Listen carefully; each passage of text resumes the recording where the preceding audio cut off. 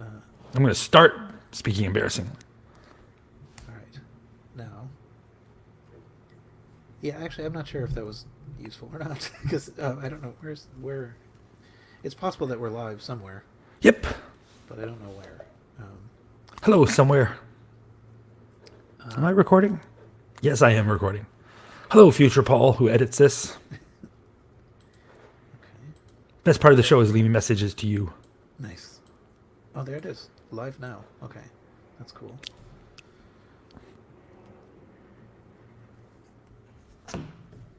Okay. Hopefully, And do not now I disturbing. have here Do with a not disturb. 1 second delay. That's nice too.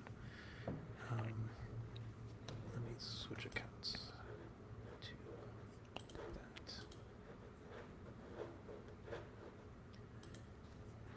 Okay. Nice.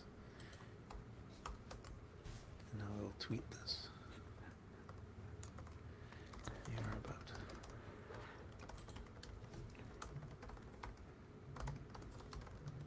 I'm going to be banging this cable the whole show. Thump, thump, thump.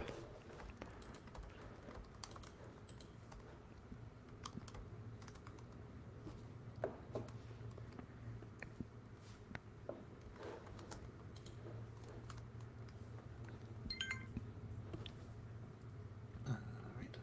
I guess I didn't need to actually record all this stuff and give you 15 minutes of nonsense at the beginning. I hadn't even started audio hijack apparently. I wonder if it's working. There. I have restarted recording. There New we go. secret messages to Paul. Oh, wait, you're hearing them. Yeah. Don't listen for a second. Hello, Paul. Okay, you can listen again. Nice. All right. Let's see. All right. Let me get rid of this. Hide. Do I want to share a screen? You could share a screen. Let's see. I will click some links and then Click some links and share some screens. I'll give people a chance to find us. Right. Yeah. I don't know. Oh, there's a little live in the corner.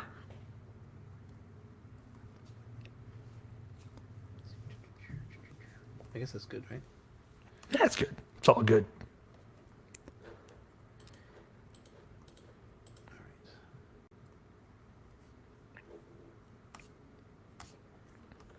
That'll do.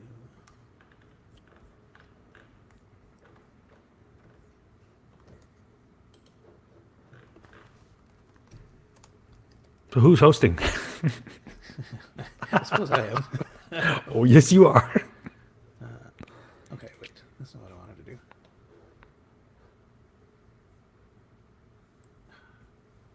So dumb. All right. Stop screen. Share screen. Run, screen, run.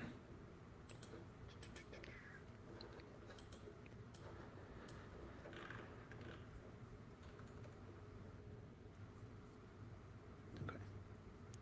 See, we do have titles. We do? Yeah. This my shared screen. Oh, I see. Okay, cool. All right. I think this is probably good enough. I'll edit out all the dumb stuff. So don't say dumb stuff, or if you do, I'll remove it. I guess. Are you going to remove it if I say, wow, that's amazing? Okay. Let's see. I got your joke, but I'm focusing on other things. It's all good. Okay, I think it's gonna be just us. Is anyone watching?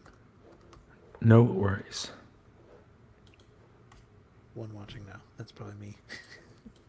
Ain't me. Hello, you. All right.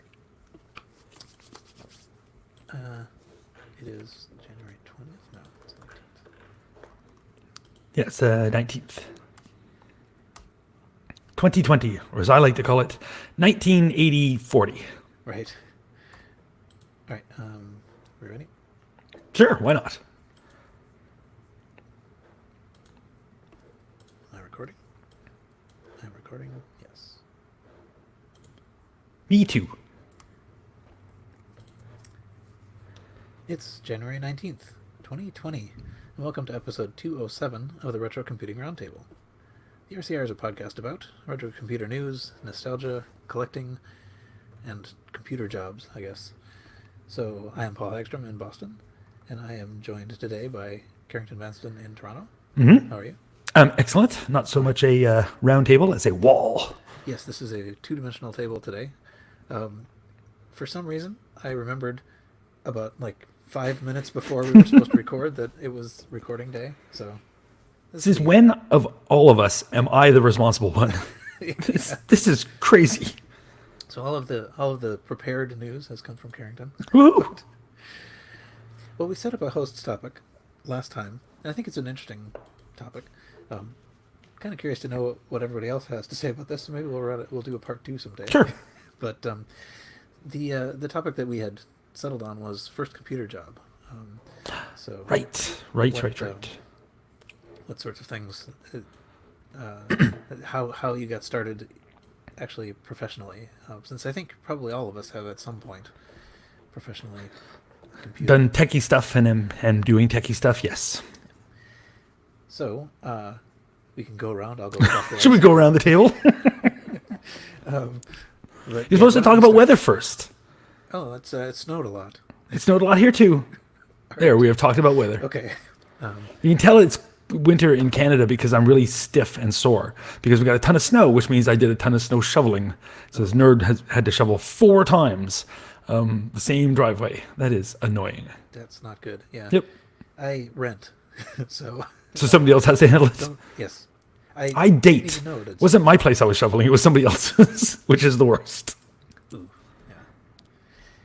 yeah. Yeah. No, it's I think it's settling down a little. Yeah. So either my girlfriend who lives in Canada is actually real, or I'm willing to go to an incredible length to convince everybody it is, and just go down and shovel, hoping that the Google Street View camera will catch me and go, hey, he must be totally shoveling for someone he's dating.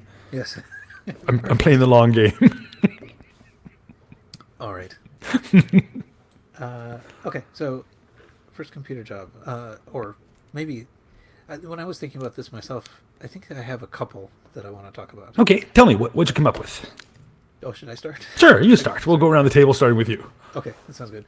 So, I guess basically, I sort of got into computers in junior high. So, this was, it was basically for me 8th grade. Well, I mean, I guess I probably 7th and 8th grade I was playing around with them, and I worked with somebody in I think he was in the special education department, who had a sort of an assessment test that he wanted. I think it was somebody's. It might have been his thesis project or something. Okay. Back when you're in junior high, all these people, all the adults seem ancient, but in fact it was probably someone who's a graduate student or something.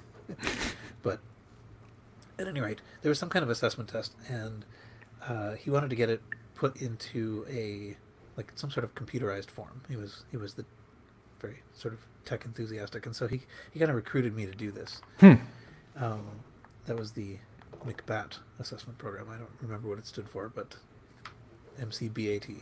So I got to write a little sort of quiz thing. And it assessed you on whether or not you would work at McDonald's or become Batman. Those were the only two choices. Right. Where are you on the McDonald's Batman scale? It was pretty, yeah. So I understood almost nothing of what I was doing. I was transcribing the questions and I know the feeling. Computing the things, But that was pretty. It was a neat.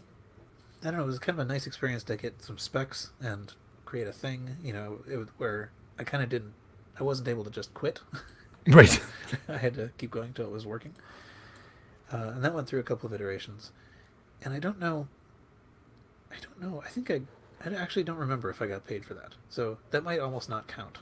But the reason. So you could have, at that point, you could still program in the Olympics. You were still an amateur. Right, you had to get paid, right? Okay. You were holding out just in case that ends up being an event. You really want to be ready for it. Yeah. Hadn't thought about that. But I think, so this is where things get a little hazy, or at least, I don't think I ever knew the details. But I think on the basis of doing that, what happened was that there was an owner of a hotel in our town who I believe probably went to this guy and said, "Who do you have that can program?" Right. So somehow, I don't remember really how I got started with this, but somehow I got in a position where I was talking to this hotel owner about, you know, doing programming, and realistically, I think it's just that a junior high kid, I mean, like, that's cheap labor. Mhm. I mean, because you can pay them almost anything, and they're going to think, "Oh, I'm rich." And you know, I suppose it's possible that they're also flaky, but I Right. don't think it was that flaky. But so pretty early on, I started working at this hotel in the computer room. That was mostly doing. It was largely doing DBase work, and I wrote a couple of things in a couple of kind of database like programs. So there's a programming language that I suspect almost nobody knows called Clarion that I don't know. I used. It's actually kind of like it's a little bit like a rapid prototyping thing. Um, it's like you know, like sort of thinking about later stuff. It's a little bit like Foxbase or Okay, Foxbase, I know. um, so Foxbase and FoxPro were DBase based, Mhm. and Clarion wasn't, but it had that same kind of thing. You it was sort of it was modular. You designed screens and you designed database structures and little scripts that would run when different things happened. Okay. So, and so I wrote basically uh, part of this sort of reservation system there, and some of the cache stuff. No, in fact, actually, um, this guy was kind of eccentric, you know. So the guy who owned it, he was sort of, I think, second generation money, and so he was really into like all the new tech and would buy all the new stuff. So Mm. this is why we had Bernoulli boxes and we had all these QX10s around, um, and he was the guy who liked all the colorful discs, so we had colorful discs. Oh, right. I remember you saying. But but he uh, for some reason he got, I don't know exactly how he got involved in this, but he pitched to a local salon that we would be able to write some sort of like software to help them work. Sure, why And not? so that was, he agreed to do it, and then had, He said, "Hey, Paul, do it." yeah. And so I worked on that for years. This salon system. I mean, I think the idea was supposed to be that it would be generic, and then you know we'd get it working at this one salon, and then sell it to other people. Right, and then you'd have salon software, right? Yeah, and it was pretty. That was kind of interesting. You know, it was all me writing it. It was pretty much a full package. So it was scheduling, and it was receipt printing, and you know all the kinds of stuff that one would do. Sure. I don't know a thing about salons. I mean, like at that point, I cut my hair like maybe once every 8 months. Right. More than I do now. Yeah, um, and yeah, and you know, like so I learned all kinds of stuff about like the kinds of things that people do at salons. Mhm. But um, and it went on for years. It went on for years. I mean, like I was still working on this in college, and I think in the end, you know, I kind of had a contract that specified like I had to get to these milestones, and by the end, I knew nothing was happening with this. But I had to get to the milestones so I could get out of the project, Right. even though I knew that it was not going to be sold to anyone. But so I have been in that exact position many times. yeah, but it was. I mean, I think it was pretty valuable, and you know, it sort of. Uh, I had more autonomy as a kid than I think most people had, because it was, you know, it was paid a little better than most other people's Mhm. jobs did. I could work whenever I wanted to, so Yep. like overnight, you know. So I would often go out to a movie with friends at night and then go into work for the rest of the night and sleep during the day. I have the same experience. Yep. Yeah. So it was very nerd enabling. But anyway, so tell me about your experience. Same thing. I did a lot of the exact same stuff. I was trying to think about the first time because I did that as well. Like I've done a thing called Iconoclast software, which is basically just me, and I wrote that kind of thing, like for small companies. I remember a corrugate converter make boxes, like running their system that controlled the thing that cut out the boxes and also did the point of sale system, like all that kind of stuff for niche businesses who just want something made for them. So a lot of those. But thinking about like the very earliest job I had was this teacher for the North Report of Education had me write a bunch of software, mostly in Logo of all things, mostly to show little tiny things in logo and then to display the stars. The big idea it built up to is all these different little modules it had to be written in. It was weird. And then the last one was supposed to be, you type in where you are in the world and what the date is, and it shows you, here's what the sky would be above, like the little turtle, like dot, dot, dot, or just a ridiculous thing.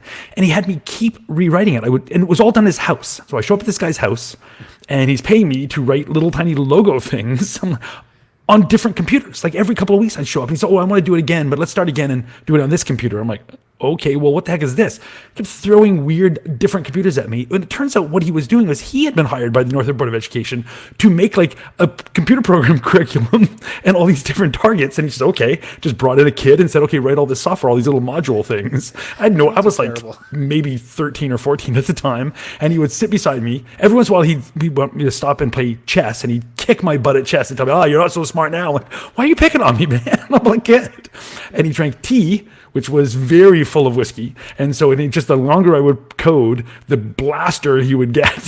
So I would leave this guy's house and he's completely sloshed. And the idea was he was paying me like 25 or 30 bucks, I think, each session.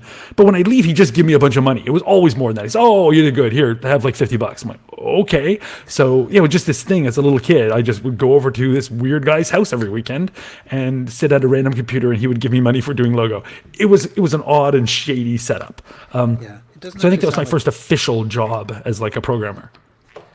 Sounds like something parents might not go for these days. No, it was weird. Actually, now that you say that, the first time I got paid doing anything that's like tech related, I was 10. And I don't know if I ever told you a story. So that would be 1978. And there was a big thing that year that the taxes, like for retail tax, the sales tax was changing for like a period of the year. It was probably going to go back up. So it was like April something. I remember it was on a Tuesday in April. The tax was dropping from like 7% to 4%. And then probably in October, it was going to go back up. And I had read this thing on my birthday. Like when I turned 10, I used to read my family would get the Toronto Star, like the newspaper, and I would read the comics, and there were that back then the comics and Saturdays were like the big standalone, big color supplement thingy. So I would read those and the TV guide. Hey kids, there used to be a thing called TV guide, and it was like, and it would come inside the newspaper. So anyway, for some reason on the weekend after my birthday, on that Saturday, because my birthday was like a Friday that year, I remember, weird.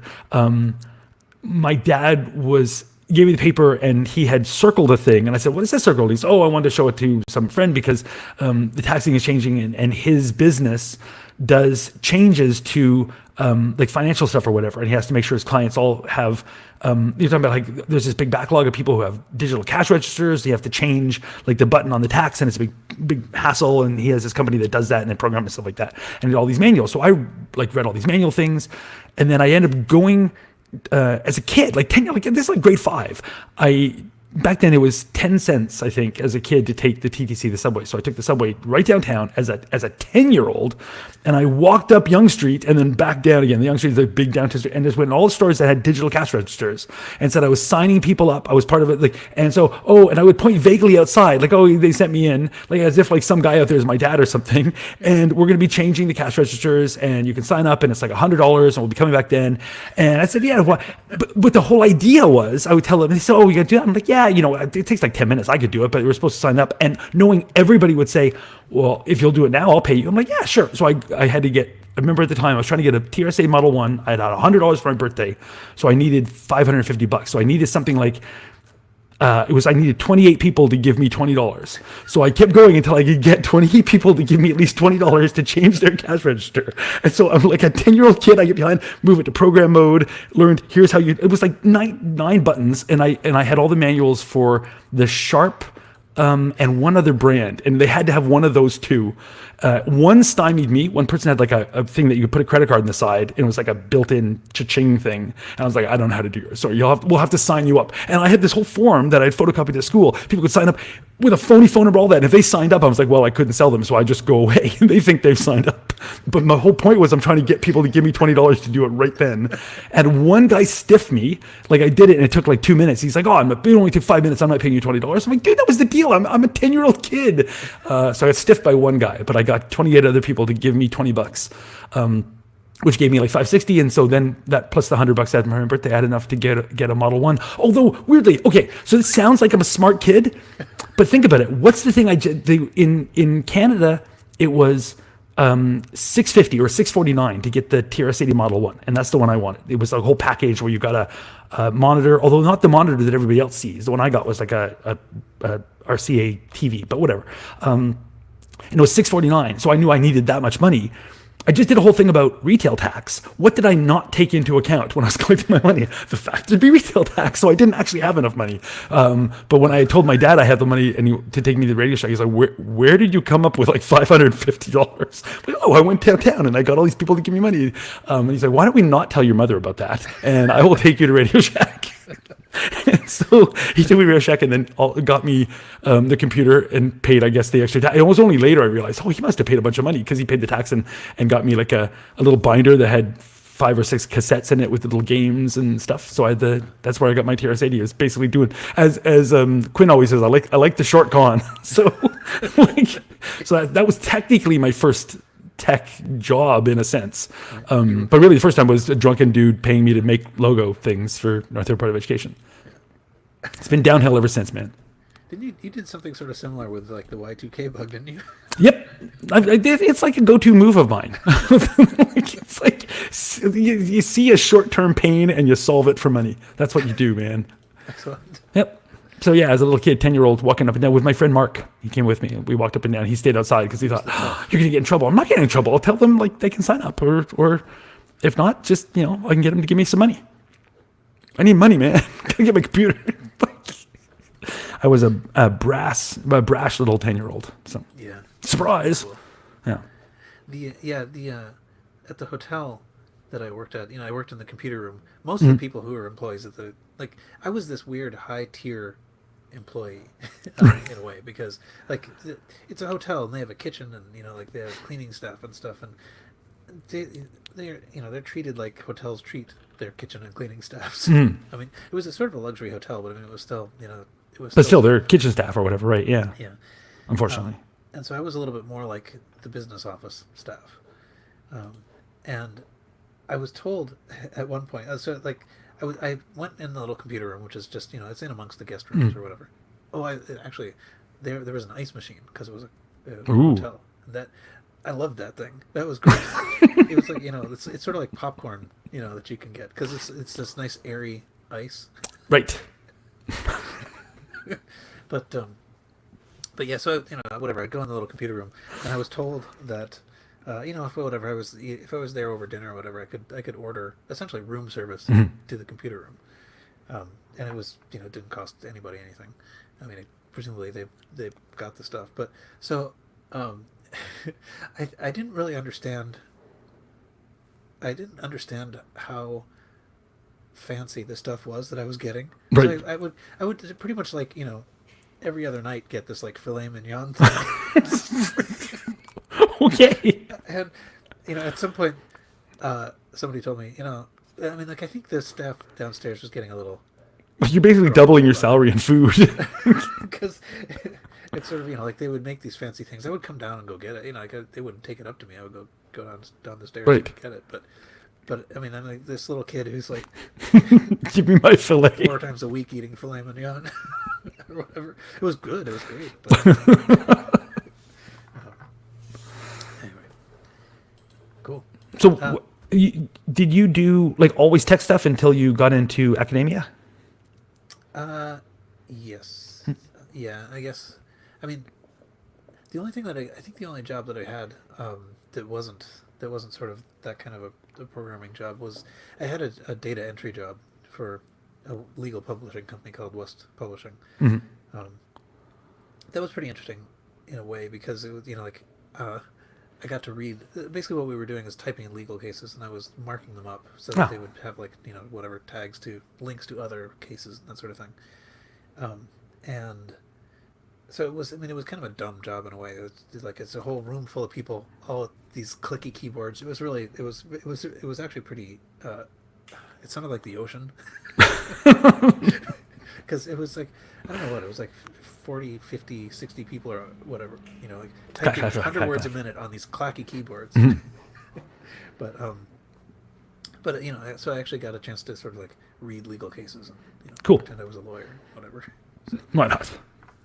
so that was kind of cool. And they had an outpost near where I went, both where I lived as a high school student and also where I went to college. They had an outpost, so Nice. I was able to sort of stick with that for a while. But Cool. so I guess I had some experience with, I think they were PS2s. Okay. So a little bit of a tech relation.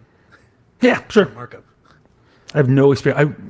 Only time I did anything tech-wise on a PS2, which I didn't do, a guy had brought me to his business because his son had written some software they were using. It's a manufacturing thing that was on a PS2, and it was all in some sort of BASIC. And he had printed out this massive printout, and he said, "Nothing's working. Can you fix this?" And he just handed me this massive printout. I'm like, "Maybe." I don't know your computer setup. I really don't know PCs at all. This is in a form of BASIC. I don't know, but it's BASIC. How hard can it be? So, but that was it. Like they had the one PS2 that was doing some inventory thing or something. I think it was. It was years ago. It was super, super easy fix. It was like a 2-weekend thing where it's but basically just go down and fix somebody's syntax errors and bugs all the way through it, and then it worked fine. Not very exciting. Did a lot of that. I never had a real job. I did that cash register thing as a kid, but I never actually worked a cash register. I've never had a normal sort of job, all the jobs that most people get. My family then had a bunch of small businesses, and I ended up working in those all the time. So the owner's kid. So I guess mostly a life of privilege is what I'm saying. Never had a normal job. Yeah, no, I think that's kind of similar for me too. Like I'm thinking about, I'd never washed dishes, never cooked food. Nope. I did deliver newspapers for a little bit as a wee young child. As a wee child. I was already running my cons by then. Yeah. Newspaper. I'd more likely sell them a newspaper that doesn't exist. No, I never did any of that kind of stuff. Yeah. Oh well. Okay. And next episode, you can hear what Earl's first job was. Yeah. Okay, so that was good. I think that was interesting, and we Sure. can hopefully we'll hear more from other people about that. I think so, provide too. us feedback about your first computer job if you want. Would be interested to hear those. Do it. Carrington says, "Do it." He does indeed. So what do we have? Do we have feedback before we get to the items in interest/news? It's possible that we have feedback. It is. That is a thing that is possible. Yes. Because I remembered that we were recording only about 5 minutes before we started. So it's possible we won't be talking about feedback at this point. Yeah, I think next time we will talk about feedback. I'm good with that. We can dive right into the items of interest in news. Yeah.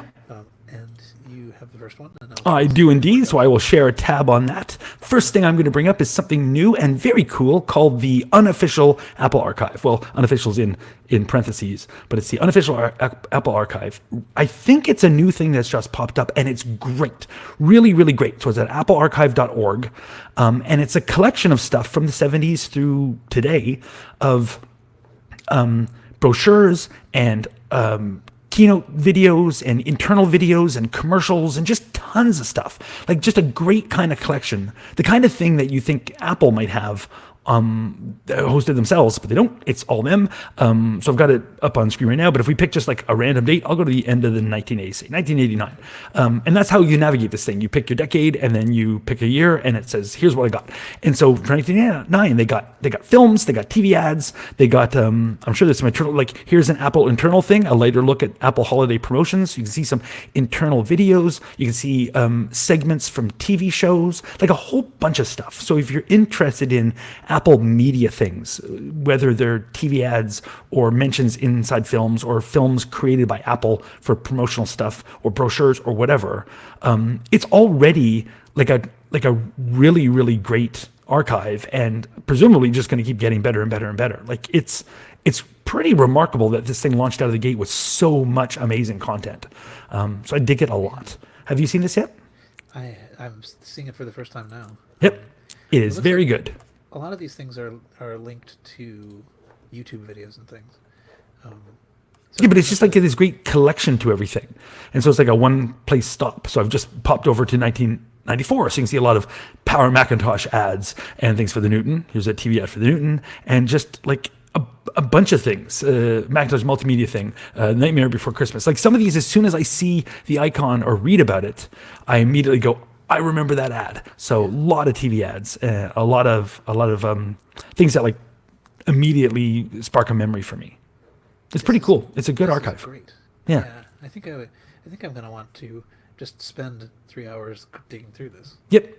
I did that already yesterday. I was browsing it like crazy. It was snowing here, and so I would shovel a bit, come inside, watch a few Macintosh ads while the snow piled up, and went back out and shoveled again. Nice. It was really good. It's a really well done archive, really easy to navigate, doesn't pop up any ads or anything because it's just linking over, like you said, a lot of times to YouTube videos or things hosted in other places as well. And it's just really good. You just pop in, scroll down, easily navigate by year. You can also do a search. So if you're searching for something like a product, if you want just Newton stuff, you can just search for Newton, see all their Newton things. And it's really, really good. Wow. Yeah, I dig it. Yeah. I wonder, I don't really understand, like I can't find an about anywhere. At the bottom it says Rogue Amoeba has helped me cover hosting fees. But who's the me? Audio Hijack. Check them out. No, but who's the me that's being I don't know. done? Me neither. Well, there's a Twitter. Let's see. But the Twitter is, I think, for the Apple Archive. Oh, it isn't. No. Oh, Sam Henry Gold. well done, Sam. This is really cool. Software automated mouth you. Right. But here for like 2014, press photos and just like so many cool things. It's great. It's really, really good. Yeah. Awesome. Yeah, I dig it. Good link. So applearchive.org, and you can find the link in our show notes. I'm kind of surprised that I kind of feel like that. Oh, it's taken down soon. So hopefully the Internet Archive has all this. Right, exactly. As soon as Apple hears about it. But, all right. Excellent. So, I guess, I don't know if this is related or not, but let me share my own screen here. Okay. So my next thing is most of the things that I discovered were tweeted, and so I'm just going. I'll dig through the tweets. And this was mind blowing. Your thing, by the way. So, Cabell at Panic. We talked about Panic before. I think. We like Panic. Panic is very good. So he tweeted something which made me aware of this, but so he basically just commented on someone else's thread. So the other thread, the thread I guess is the relevant one. Let me actually go to that. So this is Jimmy Gruel, Sure. who wrote on the 20th anniversary of the introduction of Microsoft Internet Explorer 5 for Mac. And I remember that well. I used that a lot. I remember I used it as well. That was the browser I used at the time. Yeah. I mean, I wasn't always a huge Microsoft fan. I was quite the opposite of that. But IE5 I liked a lot. It really held up against Netscape and like the other things. But and I think I remember 5. I think I do remember this. 5 was where it became kind of candy-like, right? Yes, that is when they brought out that UI that I think of as the Apple Aqua, the lickable UI. Right. So the thing that's interesting about this thread is essentially it's kind of talking about. So I guess this Jimmy who posted this must have worked for Microsoft at the time. That's what it sounds like. So he said, here are some anecdotes and thoughts from an insider's perspective on the introduction of IE5. And so there's a bunch of stuff that's interesting in there. But the stuff that was kind of most surprising was the stuff about sort of as they were sort of developing IE5 in order to sort of show commitment of Microsoft to Apple's platform as sort of part of a joint agreement. There's a nice photo here of a hallway with a very large number of those blue and white, whatever they are, G3s. Yep. But anyway, yeah. So Microsoft had this Mac business unit that kind of worked on Word and worked on Internet Explorer, and I think Internet Explorer 5 was actually a new independent code base designed from the ground up. And who's at T? Somebody has the Twitter name T. Yeah. That is fantastic. I got on Twitter early, so I got Carrington, but I could not get C. Yeah. Oh well. Anyway, but so the thing that was interesting about this was that they built up the UI to they made these sort of like iMac inspired new look buttons that were sort of like candy-like. And it turned out that these buttons had, he says, the new look had an uncanny resemblance to Apple's later Aqua interface for the Mac Later Aqua interface. Yeah. And it was developed in complete secrecy within Microsoft. When it was previewed, Mac IE5 with a new look in the a little later in the summer of 1999, Jobs was not pleased because they had been developing Aqua independently, and somehow it looked identical. Yeah, it looks so similar. You look at this thing, it's like, how is this not based on the other? It's crazy. It is basically the same thing. Like, it's so similar. And it includes actually also like these pinstripes too. Yep. Like so many little fine details like that you think have to have come from, like, it's just, it's weird how similar they look. I wonder if it was actually, I wonder if the styling of the actual blue and white G3s affected that. Maybe that's the common source for both. Maybe, but there's so many little details in the, in like you said, in the pinstripes and just the look of things. I remember with IE5, one of the things you could do is you could change the color scheme of it, and one of the things it shipped with was you could pick the colors that matched the iMacs. So there was like the 9 or 12 iMac colors, and so you could pick the Bondi blue and stuff, and like, so they really had bought into the whole Mac OS 10 thing. Yeah. And the iMac thing. So yeah, but crazy that I kept reading this, going like, this can't be the case that they developed basically the Aqua interface independently and prior to Apple. You think it would be like Apple instead giving a design document to somebody at Microsoft saying like, this is this, it's private, but this is what you're supposed to follow. I still think that's got to be the case. Like these are so similar. Yeah. Well, so the way the story goes, though, apparently they were impressed enough that they wanted to like very quickly demo it in a very short order. All these, I'm surprised that any Apple keynote works. It seems like all of the things for Apple keynotes are done 7 minutes before it happens. And at the time, it always looks like so amazingly polished. And you always hear these stories like, yeah, well, he was walking up, somebody threw a floppy at him, and they just encoded it in air. It's crazy how any of these things worked. But apparently at the keynote, Apple kind of took more credit than they should have about, like, look how, just through using the whatever it is, carbon interface, or whatever, they were able to quickly get something that matched the whole system when in fact actually they'd already done those graphics previously. Right. But anyway, so that's interesting. Okay, hello, Cobble. So yeah, anyway, Cobble had posted this about his takeaway was they designed an Aqua-like UI before Apple even introduced Aqua, and it had a SoundJam-based media player that Steve Jobs made them take out. That was like that sounds like Steve Jobs. MP3s. Yeah. So anyway, it's an interesting thread. You can read through that. Yep. It is only unfortunate that it's a thread on Twitter. So I think we had one of those either last show or the show before. I'm always worried that seems like a very ephemeral thing to link to. Yeah. But that's where this thread takes place. So. Yeah. You can go. It's possible to go to the Internet Archive and say archive this page, and so maybe we should do that. Yeah, maybe you should do that. Yeah. Okay. Okay. Anyway, so. You have the next thing? I do indeed, and I'm going to take us over to the United Kingdom for the Royal Mail. The Royal Mail. God save the Queen and all that. They've got a bunch of stamps coming out and postcards to match them, but the stamps are what I heard about first that celebrate UK-related video games, so classic video games. So looking at here, there's the video presentation pack, and if I go on to shop now, we can look at what games they're based on. Some of the choices I thought were strange. Some seem pretty obvious. So there's going to be stamps based on Elite, Dizzy, something called Populous that I guess was popular. I don't know that game. And then Lemmings, which I totally know. And then the next four are Micro Machines, makes sense to me. Sensible Soccer. What the heck is Sensible Soccer? And then Wipeout and Worms. So 6 of these 8 I think of as, like, I totally know that show. I totally know that game. Really big. 2 of them, Sensible Soccer in particular, I think I've never even heard of before. So it shows the difference, I guess, between popularity in the UK and over here in the colonies. Had you heard of Sensible Soccer before we go on? No. Yeah, me neither. I mean, yeah, I think that's often true. There was a this is pretty off topic, but there was a show. What was that show? Going 8-bit? That sound? Yes. Where Oh, geez, no, who was it? Dara O'Brien. Yes, Dara. That's it. I always forget Dara O'Brien. Yeah. Yes.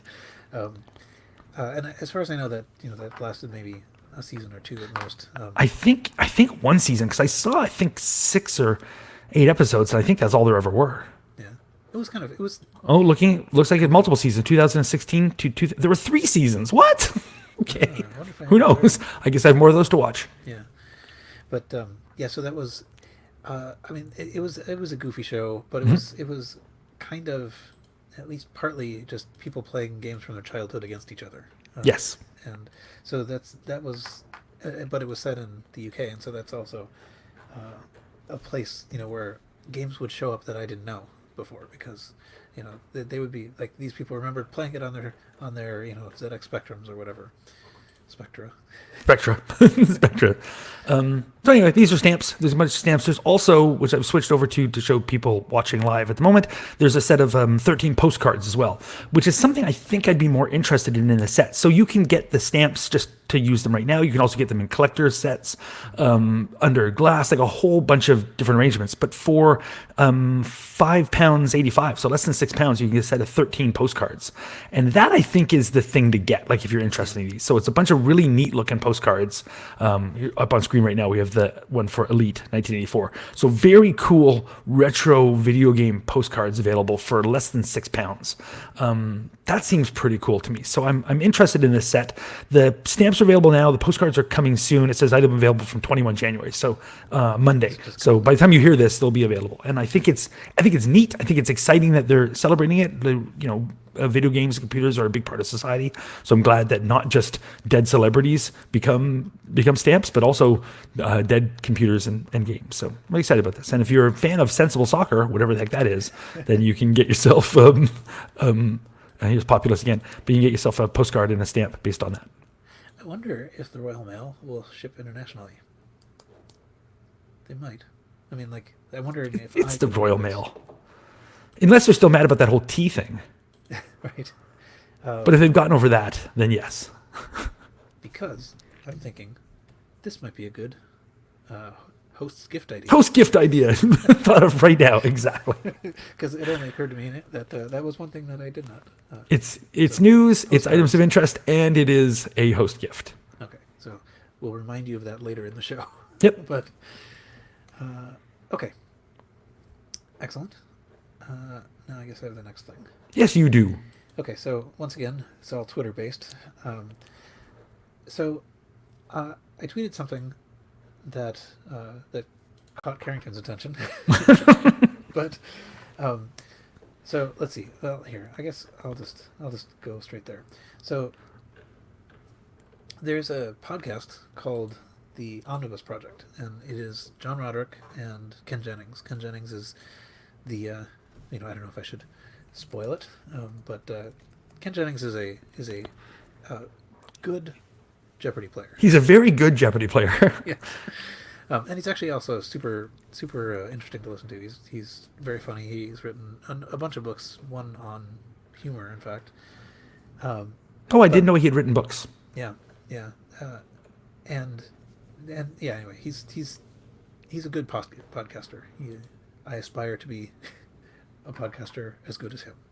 But so he has this sort of like, I don't know. It's kind of just an exploration of interesting facts with John Roderick, who also is a podcaster, as a broad podcaster. So, Carrington, you said you knew him from from a podcast called Roderick on the Line with him and Merlin Mann. Yeah. I haven't listened to that for a long time. Is it still going? Yep. Okay. But anyway, so I guess the origin of the Omnibus Project was essentially just that Ken and John knew each other and were just sitting around talking about these things and figured, why they may as well record them. Sure. Why not? So it's actually pretty. I really like the podcast a lot. It's generally speaking not that much about retrocomputing, although Ken does occasionally talk about programming on his old Apple II or whatever. But so the format, the idea is basically that they are compiling a compendium of knowledge for the future due to the coming apocalypse. so so every entry is just about a thing, you know. So and the one of the most recent ones was about the Tech Model Railroad Club. So I linked to that. But it's pretty interesting, and I would recommend it as just a thing to listen to.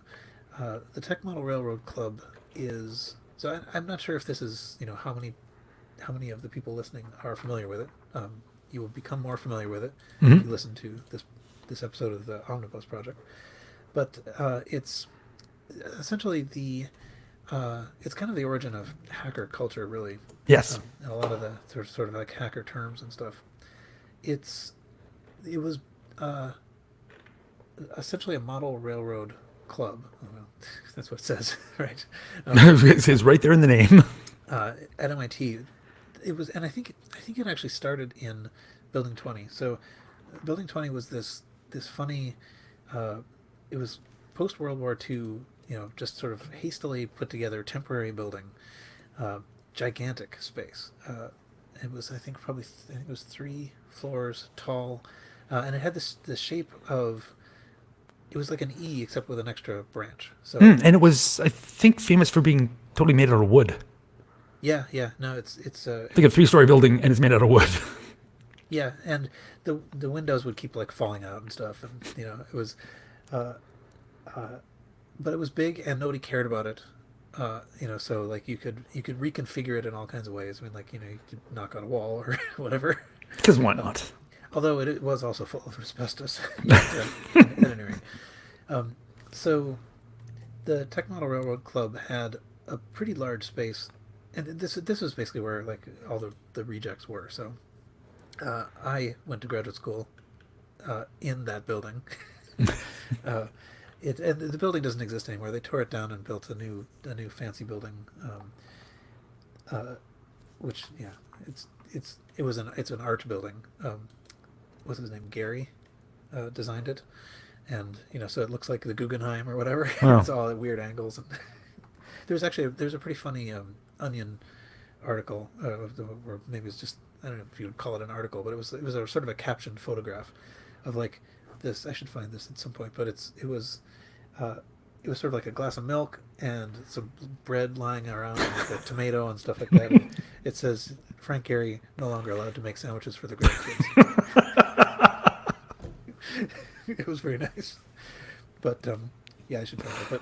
But I'll find that some when you're talking later. But at any rate, so the Tech Model Railroad Club was in a big space in Building 20, and it was actually just sort of like down the hall. I mean, like I think my one of my professor's offices was like on the other side of that hall, Mm. and I was in a different wing. Very very just sort of like uh, you know low tech functional building, but so the Tech Model Railroad Club itself was basically just a bunch of MIT students who were interested in the kinds of things like circuit design and like how to.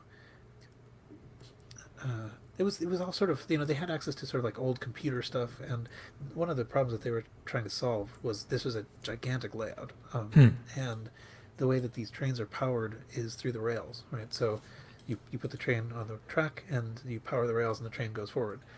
If you want to have multiple trains running on a single track, that could, like, sometimes like a train could stop and let one go by and that sort of thing. It's actually suddenly becomes a pretty complicated problem because you need to stop powering the part of the track where the train you want to stop is, right? Right. But keep powering the other one. So there's it was a fairly huge design, and And also, you can see how that leads to really what you've got set up here is a big logic system yeah, where you've got power on, not power on. Like you start to think in terms of, oh, hold on, I've got circuits, I've got ones and zeros, and you can see where this kind of leads to mentally. right. So and so these it was the people that gathered here were the people who came up with the terms for all these things like uh, hack, and and basically that's the same people that were doing all the early whatever PDP programming and stuff. Mm. So um, so it's interesting. Anyway, I poked my head in there once, pretty much only once. The door was almost always closed, so but they had a little sign that went out into the hall. It said Techno Railroad Club. Cool. Uh, I know there's some stuff about this in, I think it's Stephen Levy, is that his Oh name? yeah, the Stephen Hackers. Levy's book, Hackers. Yeah, Heroes of the Computer Revolution. Yeah. What's the guy's first name? Is it actually Stephen. Okay. Um, and That's a good book. it might be Levy too. I think it is Levy. Levy. What's Levy? However that's pronounced. But so anyway, it's an interesting podcast episode to listen to. If you are not familiar with the podcast, listen to it because it's very good. But this particular episode is actually sort of retrocomputing related. Yeah, there you go. So, okay, let's see. Are there more things? Nope. We can cut to a commercial and then have your very surprising host retro computing gift idea. That sounds good. Okay, so and Oh no, wait! You have something about Marco Comstock. I'll put that. I'll do that later. Yeah, you'll do that later. So, and with that, a word from our sponsor. And I'll move this down. Steven, what's his name? Yeah. Oh yeah, I could maybe use. Of course, I never. Oh, I had already. Let's see. All right, I was going to put the Tech Model Railroad Club there, so I'll put this there instead. All right. Where's the gift idea? In my mind. Do I still have that up? I do. Oh, was I sharing my screen? I Yeah. think I was. So everybody got to see the show notes. Nice. Oh, I didn't even think about that because I'm also looking at the show notes, so it just seemed normal to me. Hello, show notes. Okay. Let's see. So I guess we want the. Where are they? Collectibles and gifts. Postcards. Where are we? Postcards. Postcards. And we're back. And so the retrocomputing hosts gift idea, which is the non-hosts gift idea, is the Royal Mail's video games postcards, 13 in set, and refer back to earlier in the episode for a description. Yep. But But under $6, that's a good purchase. Under £6. That's a cool little collectible and neat to have. If I'm going to send a postcard, these are the ones I don't want to send. Yeah, I might actually order a few of these Yeah. and use a set. So, very nice. Speaking of which, in the live comments, Dan Heavey said that Populous, which I hadn't heard of before, is a well-known game on the Amiga, Atari ST, and some of the Acorn machines, and it seems like they may have been made on the Mac too. Vaguely, when he said that, I do have a vague memory of maybe seeing boxes for Populous, but I definitely have never played it before. And I certainly didn't think it would be one of the, like, if you were going to pick 6 or 9 games, it's up there as one of the most important ones. Let's make a stamp out of it. Owen says that Populous was also for DOS. Okay. Who knew? Not me. And yet I'm on the show. Suck it. Right, exactly. Nice. All right. Let's see. So, having established the, and of course the Populous thing doesn't fit at all in the flow of the show, but that's okay. We're glad to have the feedback. We are indeed. Yeah. So we can now move on to the things we can buy from eBay. Right? Oh, and I got a real expensive one. Awesome. Yeah, I have a few. Oh, mine definitely costs more than yours. Okay. So I'm sharing the screen so we can take a look at. I've gone to the end of the photos, and then we'll back up and make it more interesting as we go. As I paint a word picture for our listeners at home. First photo is just a suitcase with the word Apollo on the front and a piece of tape with the word demo written on it upside down because, why not? And it's one of those old-fashioned hard case suitcases. Remember from like the 60s and 70s, you get a hard case suitcase with a handle that kind of expands out of it. Very traditional sort of thing. So what could this auction be? They make such a satisfying click. They do make a satisfying click and had the key-based clickies on the left and right to latches and just great things. So it's a suitcase of some sort. What's in the suitcase? We open it up. There's some foam cutouts and includes a disc 2 box. So 2 boxes actually of floppy disks and a whole bunch of straps and some cutouts on the bottom where items may have been placed and which in fact are placed and come with this auction. We back up another photo. We see an Apple II, an early Apple II. We can tell from the cutouts on the back of it. And so it's the old original Apple II, and looking very clean and neat on the inside. So it's like, oh well, what is this Apple II, and what makes it fancy? A couple more shots of the Apple II, back of the Apple II, and then we get to the Disc II. So there's Disc II with it, and you can see behind in this photo that Apple II fits nicely inside this suitcase. So it's a travel Apple II of some sort. Also comes with 4 cassettes. Now the cassettes, I think, are why this auction is asking for so much money. It's got 4 cassettes: Breakout, Star Wars, high resolution graphics, and AppleSoft 2A. I don't know. So it's 4 cassettes. The next photo is going to show us the other side of the cassettes and why this thing costs more than $100,000.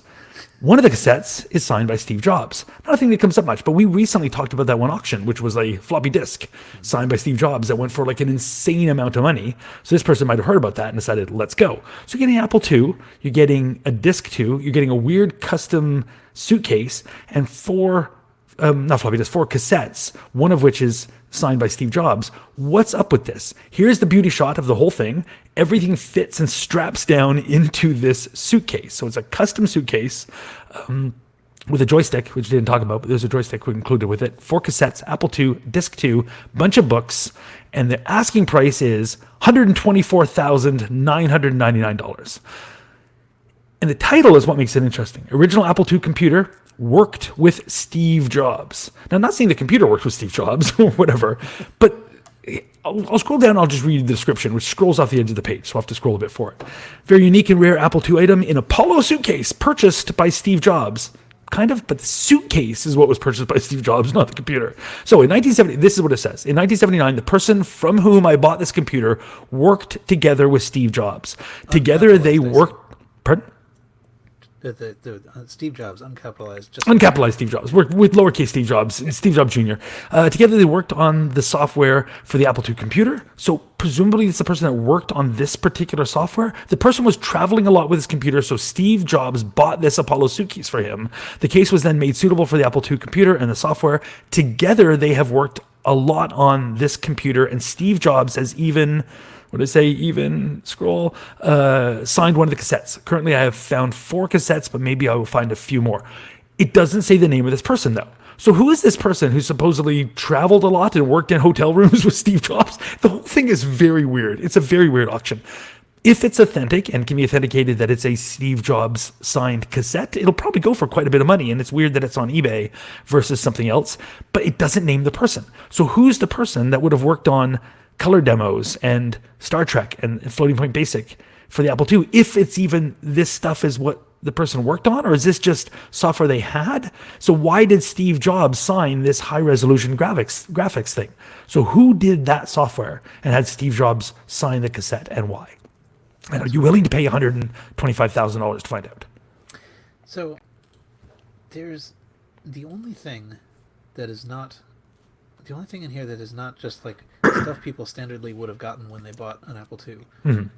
Well, I mean, I guess the suitcase, but yes, the custom Apollo suitcase from Steve Jobs. But I mean, these. So I don't know about. I'm not sure that I've seen like the color demos and the breakout tape that is stamped. I'm not sure that I've seen stamped ones, but the other ones are just regular Apple cassettes. Mm-hmm. I've seen the Star Trek cassette a bunch of times. Like that's just what it looks like. Yeah. But I guess you're right. The color demos is stamped one side color demos and one side breakout. Yeah. So that's a little strange. I mean, it probably does mean that it was something old. Mm-hmm. But so it is in fact an old Apple II. So it is. Yes. What does it say? The serial number is on here, so I can't quite see. But it's not a super low serial number, 35,000 or something. Yeah, and the board inside says 7907, I think. So that means July 1979 it was assembled. So it's old-ish, but it's not 77. Right. It is not. I can't tell what revision it is, but it's not a revision 0. Because I can see a little resistor or something. Yeah. Also doesn't mean this was this person's only Apple II. They might have an earlier Apple II that was in this thing, and then they put this one in, or who knows what. I don't know what one of these cards are. What is this one card here? Big old sucker. For those of you listening at home, I'm wiggling my mouse. I don't know. It has an RF output though, right? That's what that box Yes. is. Yeah. So anyway, I don't know what that card is. Interesting. Yeah, I don't. That doesn't look familiar to me either. So it's a weird auction. It's a weird auction for a whole bunch of money. Yeah, it's totally not worth. It's the stuff that's in here is interesting and worth a fair amount, but that's too many digits. But it's only $30 shipping, presumably because it comes in a suitcase. That's right. Just stick a stamp on it, or maybe a Royal Mail stamp with some classic games and ship it off. But anyway, caught my eye because this person, whoever it is, why wouldn't they name the person? You think this, oh, this was so-and-so's computer.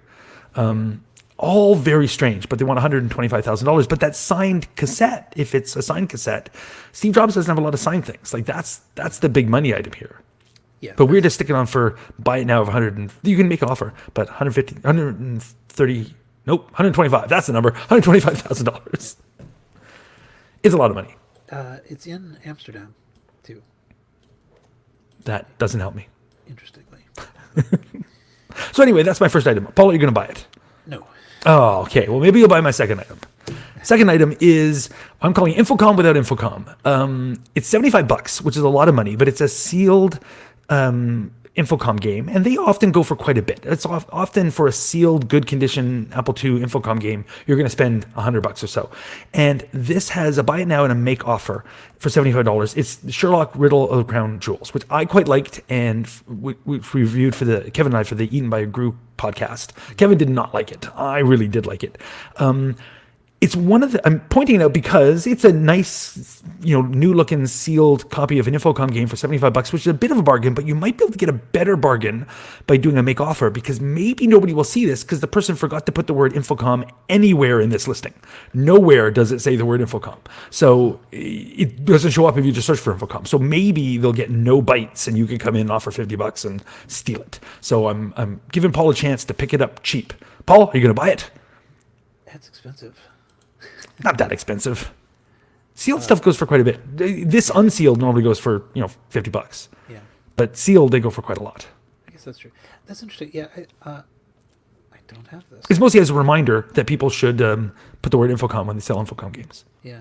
Well, it is kind of neat, occasionally, if you are looking for something, when people don't put the word in there because, or they misspell it, Right. Lucky. So I'm trying to remember now. There was something. I know some of my searches are like misspellings. Oh, interesting. Okay, that's a good tip. Yeah, it's one of those things where it's too bad it's put in as a buy it now as well, because if this had been just a regular auction, it could have gone quite cheap. There's only one person watching it in the last 24 hours, and that person is me. I'm not going to buy it, but so you might be able to sneak in with a make offer, and Paul could, if Paul doesn't take it. Yeah. Paul, are you going to buy this one first? I think you're not. I think I'm probably not, just because I believe that Infocom is not the most at risk in terms of preservation.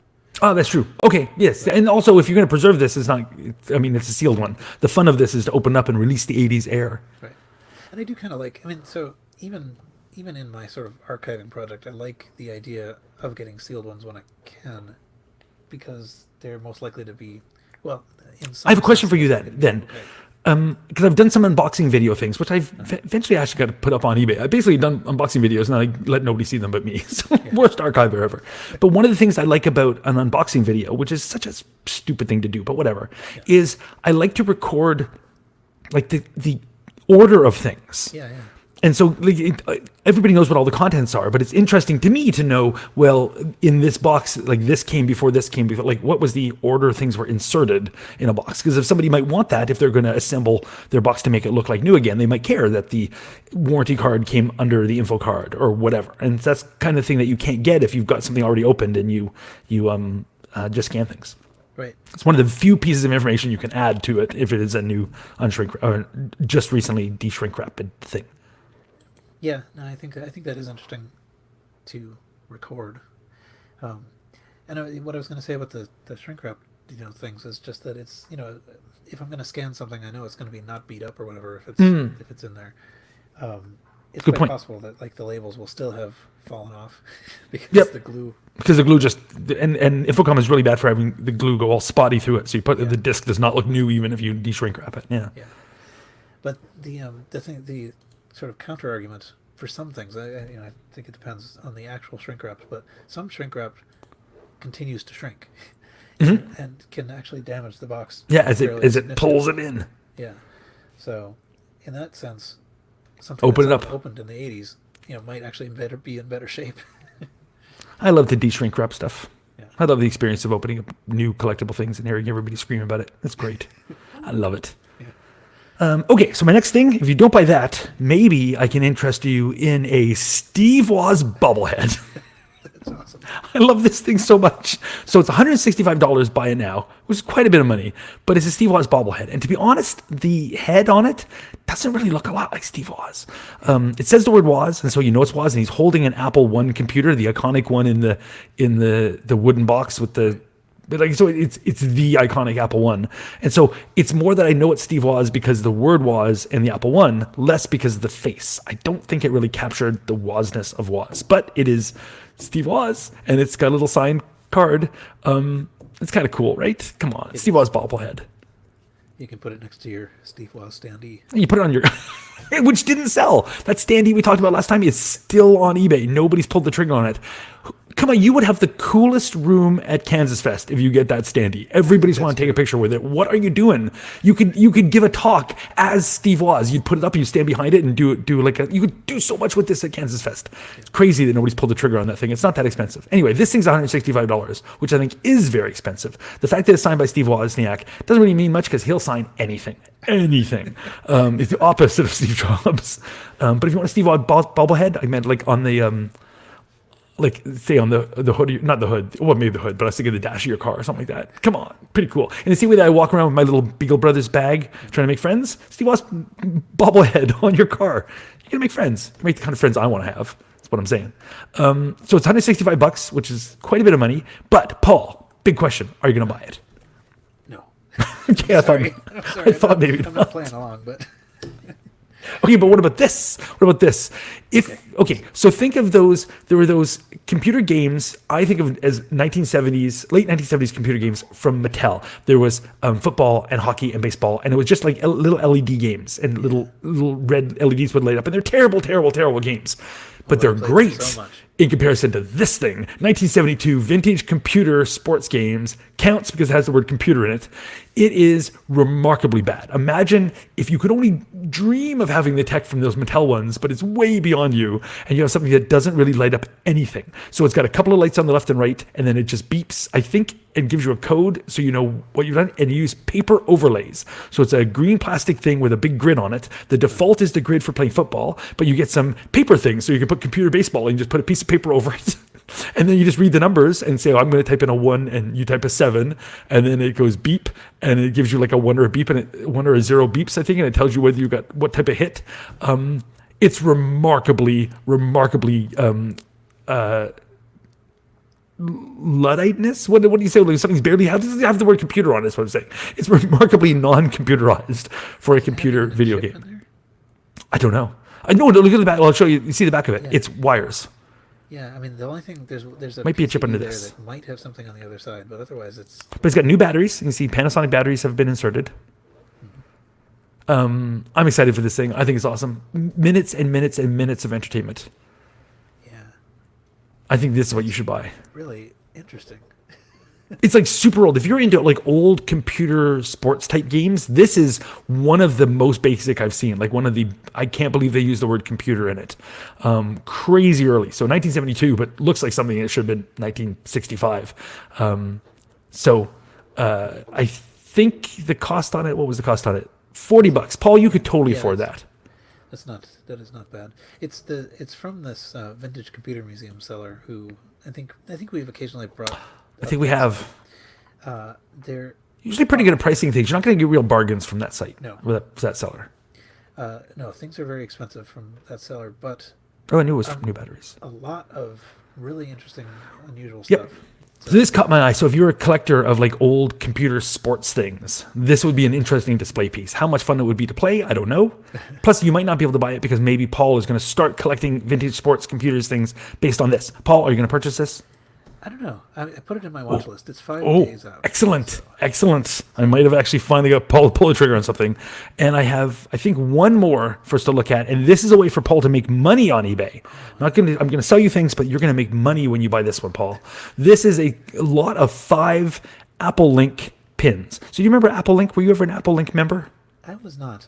Okay, so it's sort of like there was like an internal Apple thing, and also you could be. I had an Apple Link membership or account, I guess it would be, even though I wasn't an Apple employee at the time. And it's think of it as like a very early AOL kind of thing. It was just like a BBSE sort of thing that you could have an Apple Link account on.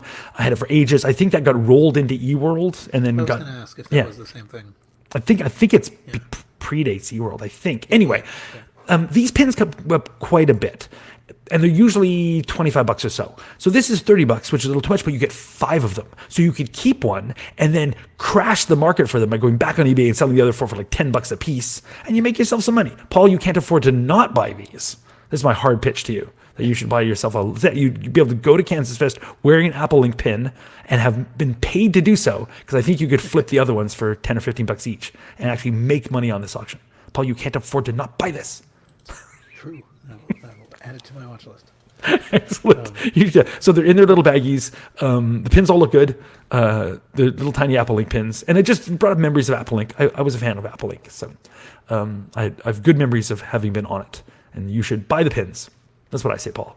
Oh, there's actually there's a piece of software. I was like looking through my sort of like list of things that I have. I have a sort of a Evernote database of this. So let me see if I can find a photo of this. But I have a box, an Apple Link box. Oh, interesting. Like of the Apple Link software? Yeah. Let's see. I found a user's guide, but yeah, I think this is it. I'll shift over to my screen here. Well, I guess you can see it on the screen. I didn't send the link anywhere, but this is the thing you can buy. This one's sealed, I guess, but Ooh. Link Personal Edition. Quantum Computer Services Inc. So I'm pretty sure Quantum Computer Services is the thing that's behind both AOL and whatever that Commodore thing was, right? There was something that was sort of like AOL for Commodores that people loved. But yeah, it's interesting. I never. So do you remember this, or you remember something that was more terminal based? No, I remember this. It was a graphics-y type thing. This looks like the later versions of it. It came, if I remember it, like they re-released it. Like there was Apple Link, and then it came out again around the time AOL came out. Right. And there was something about the naming or something like that. This is so long ago, this late 80s, and I think it shut down by mid 90s or something like that.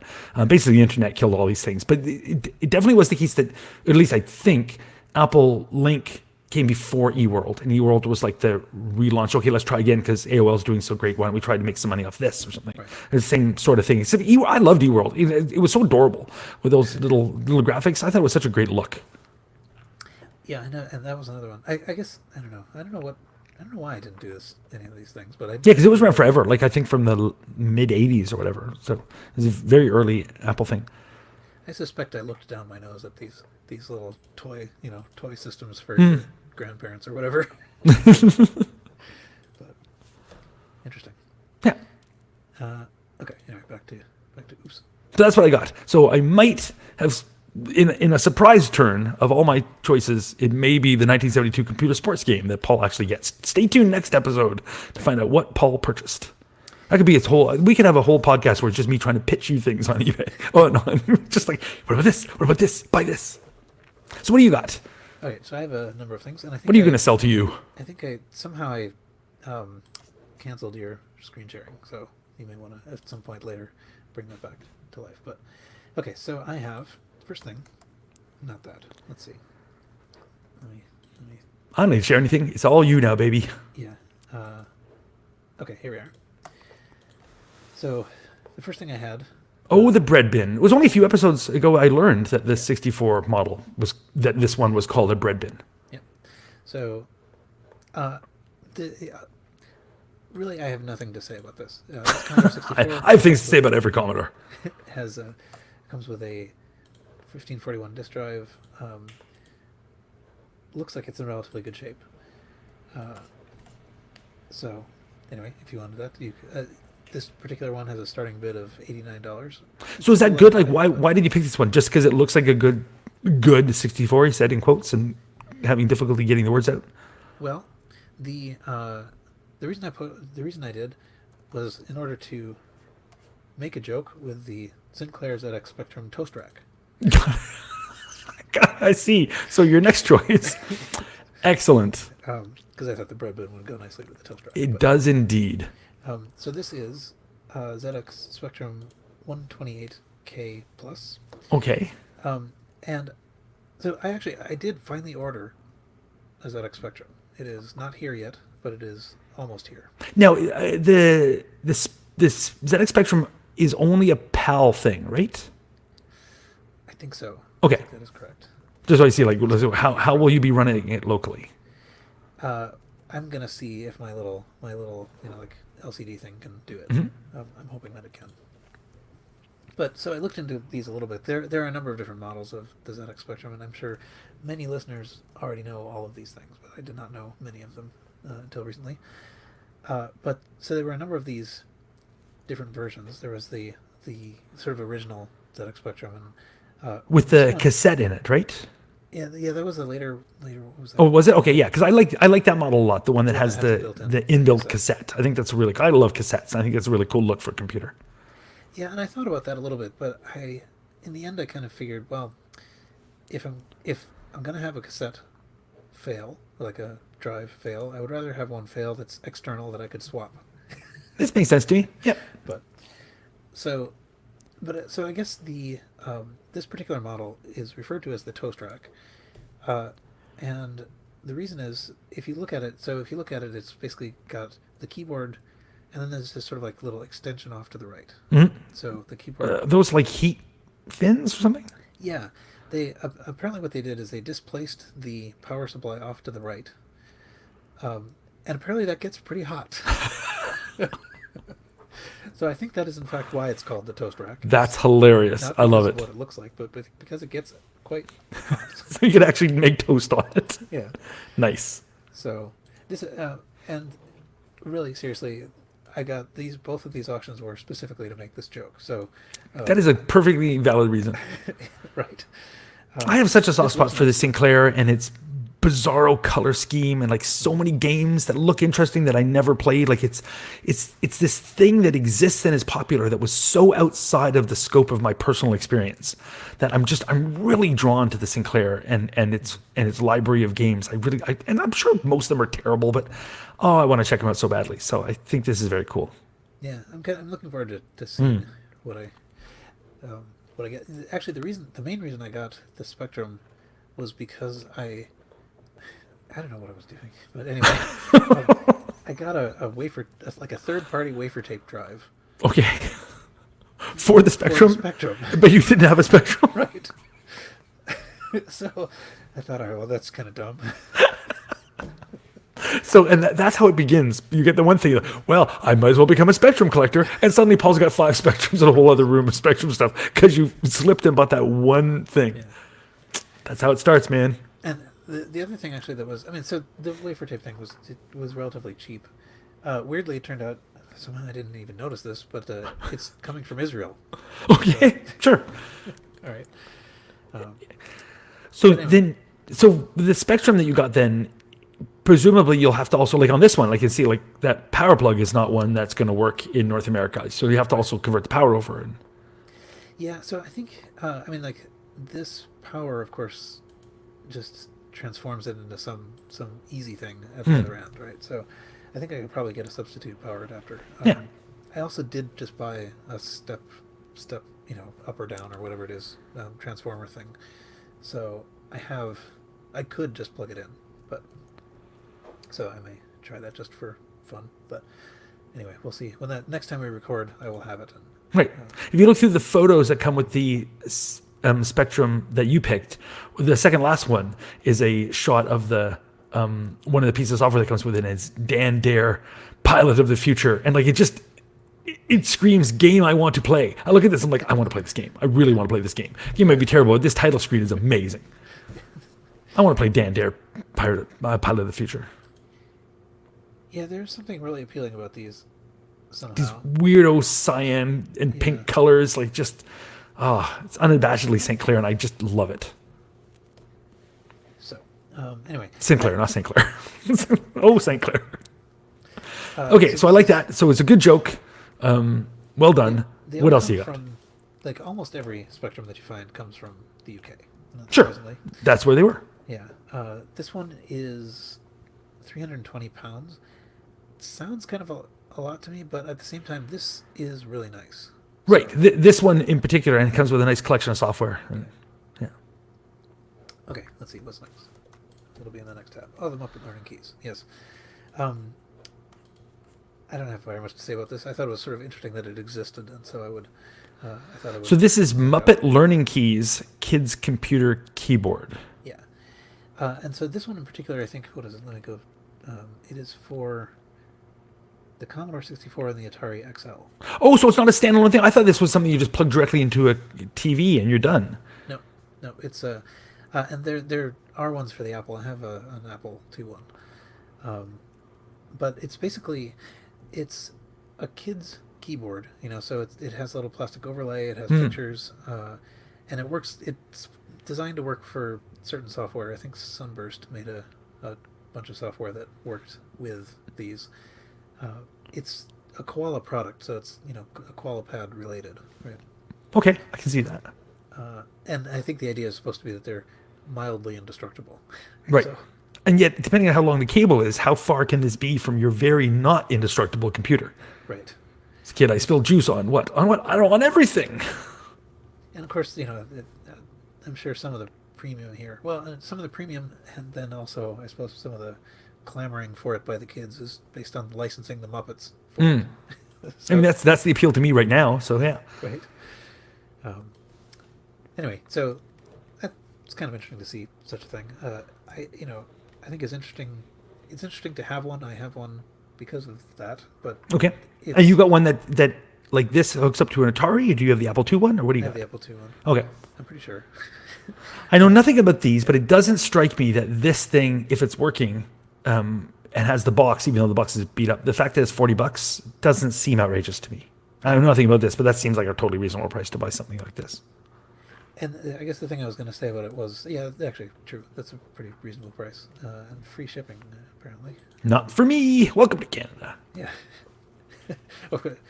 When you say welcome to Canada, of course, what I immediately think of is Stephen Wright playing his role in Canadian yes.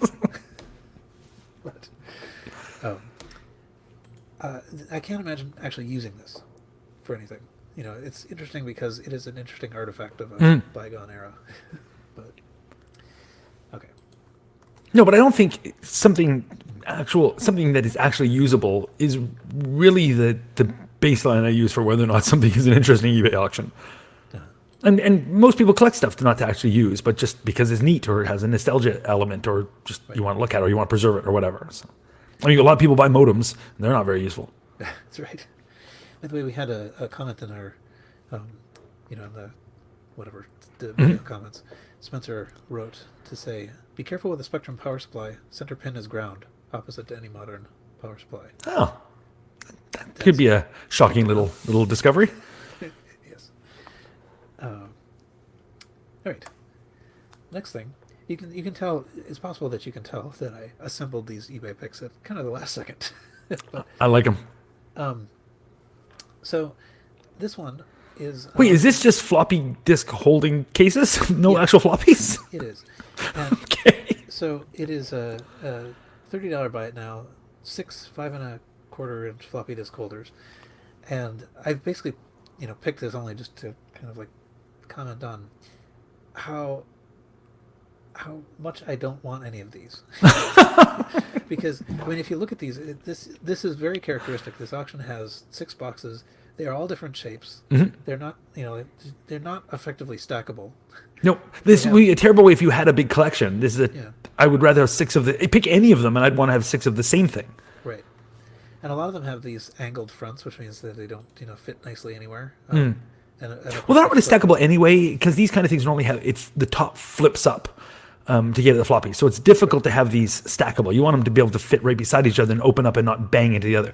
The one on the far right looks like the kind I like, where the case, while it flips up, it snugs inside the bottom case, which is nicer than the ones most of the time where they go outside. So if you put them touching each other, when you lift up the one, it wants to lift up the adjacent ones. Right. Yeah. Yeah, and I think But a couple of them have those locks. I love a really light, tiny little plastic box that has the audacity to have a key lock in the front, which is just great. You do you, but I like how this thing's got such high hopes. Well, and what are the odds that you're gonna have that key now, 30 years on, or whatever No. it is? But I just love it. Somebody have that box there. Well, I've secured my floppies. It's like, have you now? You are underestimating my strength. Yeah. I think I can lift even this.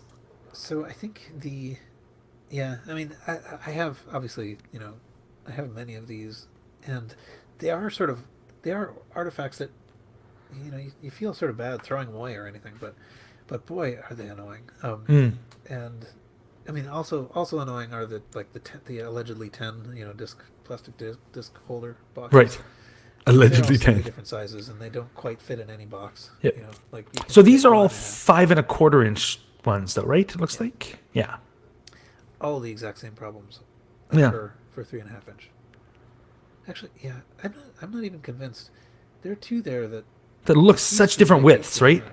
I was looking at them going, are they really? I think those two in the back might be 3.5 inch floppy holders. Yeah, or the one in the middle is 3.5 next to each other inside a single case. Maybe. Who knows what you get with this thing? Yeah.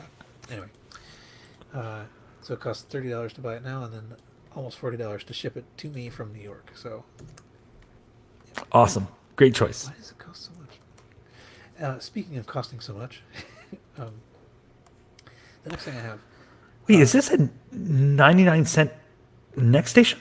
it is starting bid 99 cents, no bid so far. Well, that's a bargain. Yeah, almost. So it's a next station mono. It says upgraded flash SSD. Steve Jobs for no good reason searching, I guess. Because he put it in a suitcase and he's a travel Right. and stayed a lot of motels. But Steve Jobs has this whole second life we only recently discovered. I wonder if it comes with the. Okay, I don't know if it comes with the monitor. Actually, I should probably look. But Oh, it shows a monitor, yeah, But- it shows them. like an NEC multi-sync, but maybe that's not included. Yeah, Those are pretty easy to come by, though. yeah. It took me a little while to find one that would work for the next station I have. I have a next station Turbo, and I do have also an NEC multi-sync because there's a. It's one of these computers that likes to sync on green and. Oh, okay. There's a list. There's a list of those, and you're right. There's particular models you want to get. It's something like, oh, make sure you get the 170N. Don't get the 170VN or whatever. Yeah. So if it's the sync on green stuff, it's always a little more complicated. There's lists of those. A lot of the adapters. If you're getting an Apple IIgs, there's a couple of video adapters for that, and it does the same thing where you've got to get a particular multi-sync monitor. They come up on eBay though. You just got to know exactly which models you're looking for. Yeah, and I think actually I found the monitor that I use for my Next. I found actually on Craigslist. Oh, I nice. just it was in Boston. Monitors are the best if you can find them locally versus getting them shipped. Yeah, especially LCDs aren't too bad, but the big CRTs are crazy. Right. Okay, so this is 99 cents, super Yes. clean, and it comes with an SSD, which is not original, presumably. Yeah, so that's cool. And that's something actually I would kind of like to do to my Next too, because there's something. Oh, I have what is it called? SCSI to SD. I think they're called. I have a few of these little adapters that I think would work pretty well. So my question is, though, what would you use a Next for nowadays? Doom. Okay. No, I don't know. Yeah. Listening to Steve Jobs' email welcoming you. Yeah.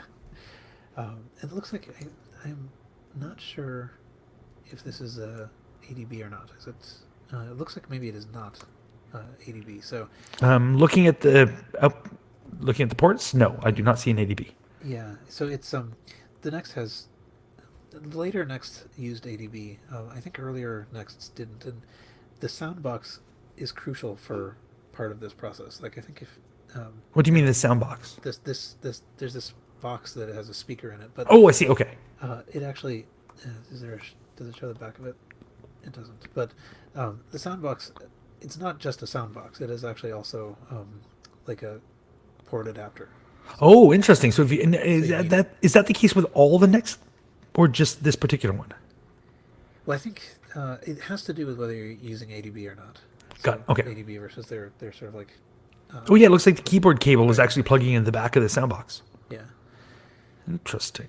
So anyway, it looks kind of nice. Next are kind of cool. Well, if this But- stayed this way and you got it for 99 cents, that's a bargain and a half. Like, come Well, on. until you look at the shipping. It doesn't ship to Canada. So, Oh, okay. For me, you can see it actually on your shared screen. $880 shipping. that's a lot of shipping. Is he driving it? Is he paying for a vacation? Why is that so? It's got to come with the monitor then. Yeah, but $880, it stops being a bargain. Yeah, even at just if I 99 got it for 99 cents, I don't want to. That's a lot of money. Yeah. But it looks nice though, and I like talking about Nexts. But Right. Well, it says previous auctions have sold for more than $900. I'm like, dude, that's your starting price. yeah, So, So if you were to get, so there's the Next Cube, and then there's these little flat Next things. I didn't even know there was a thing called a Next Station Mono. So presumably that means it just didn't have color, but I didn't even know that was a thing. What is the one though? If you're gonna say I just want to have one Next computer, what's like the go-to one somebody should get? well, okay. So I'm not sure I'm a super expert on this, but Yes, you are. the cube is collectible for art. You know, the cube is the first one. They look And nice. it's kind of the iconic one. Right. Yeah, Like when you think of a Next, I think of the Next Cube. right. The pizza box ones came later and were generally more powerful. So, Okay. so you, I And would guess- presumably be less expensive because it's not that first iconic Next thing. yeah, and they're easier to find. Right, okay. But so there were, they came in color versions and turbo versions, and I'm not sure if there was so what we're looking at here is like a basic black and white one. Right, okay. Scale one. Thus the mono, right. Yeah, there's an Next Station Color, which has color. There's an Next Station Turbo Color, which is the one I have, which is like I think it has so these are I think 030 machines, and I think the Next Station Turbo has an 040 in it. Okay. I can't quite remember now, but like so the one I have is the Next Station Turbo Color, which I feel like this the speediest of the Next Station, the actual Next hardware slabs. So It always struck me as so strange that there's the Next Cube, and when you think of the Macintosh Cube, one of the things about it was like, look at this tiny little computer on your desk. But then you look at the Next Cube and go, oh, I didn't realize it was like 7 feet wide. The Yeah. things are so much more large. So are much big. more large? There's a word for that, isn't it? Oh, larger. So much larger than one might think. They really surprised me. And then the little slab ones look like LCs. Like it shrunk down so much. It's crazy how much smaller the computer got. yeah, I think the cubes are 1 foot cubes. No, they're that small. I saw one once and I was surprised at how big it was. It shocked me that maybe it was closer than I thought. Or maybe we were young. Pressed up against my face and I didn't realize it. My memory, because I've only seen one once in real life, and I remember being struck by how big it looked, like way bigger than I had imagined. They can't be just 1 foot. Well, who knows? Oh, I mean they can be. I misremember most things. Dimensions. Whoever you are. Well, we don't need to look. Yeah, Okay, we'll look. The Next Cube size 12 inches by 12 inches by 12 Yeah, inches. 1 foot. Yeah. Maybe because I was looking at it in metric. That's probably what it It was. seemed a lot bigger because I was like, wow, that's 300 millimeters. It's huge. I don't know. It's really weird going back to like one's elementary school, Mm-hmm. where suddenly everything is really small. You don't remember things being so small. Being so teeny tiny. Yep. My high school is having a 50th anniversary or 50th reunion soon. Not that it's 50 years ago for me, but like the school itself in 2020 will be a 50-year-old high school. So if there's like a reunion for everybody. I've never gone to any of my high school reunions, so I don't know that I'll pick this one. But I've had people email me say, "Oh, do you hear about the reunion?" I'm like, "Where?" Of course, we're all talking about it on Facebook, and I'm never on there. So I'm like, "Oh, there's a reunion." I'm sure everybody will seem really small. Yes.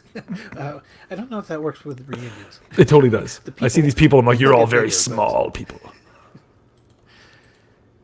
Anyway, okay, so that was it for my eBay auctions, but Cool. it was, that was enough, I think. Of the things that you picked, are you going to buy any of those?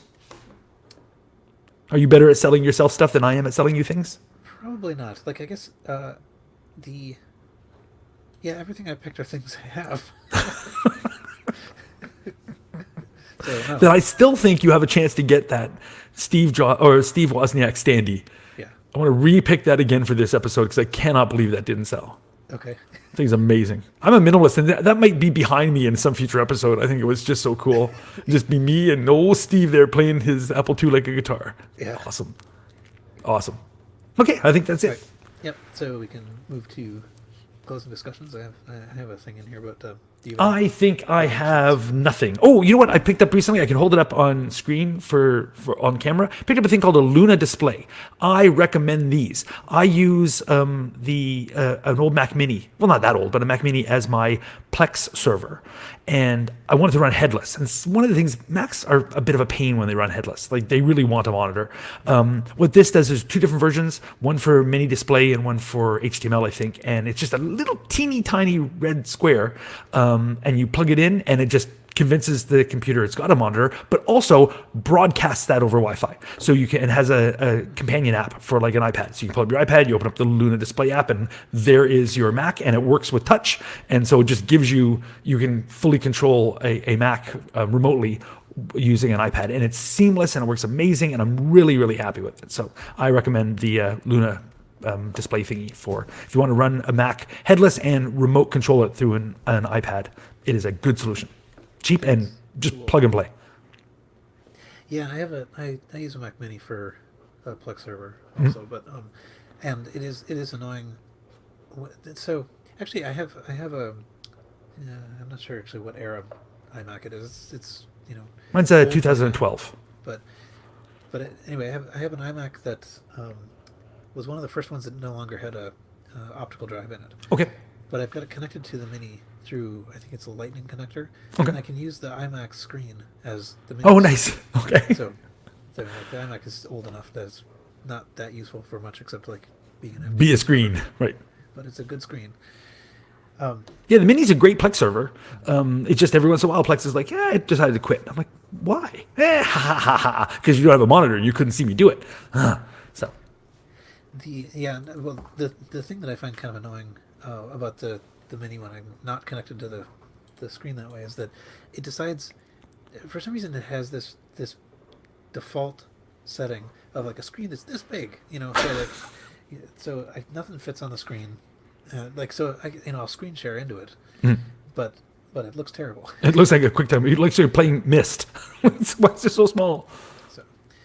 Anyway, that's all I have to share. Not really retro computer related, but computer related, and I'm using it on a relatively old computer. So there you go. That's what I got. Right. What do you got?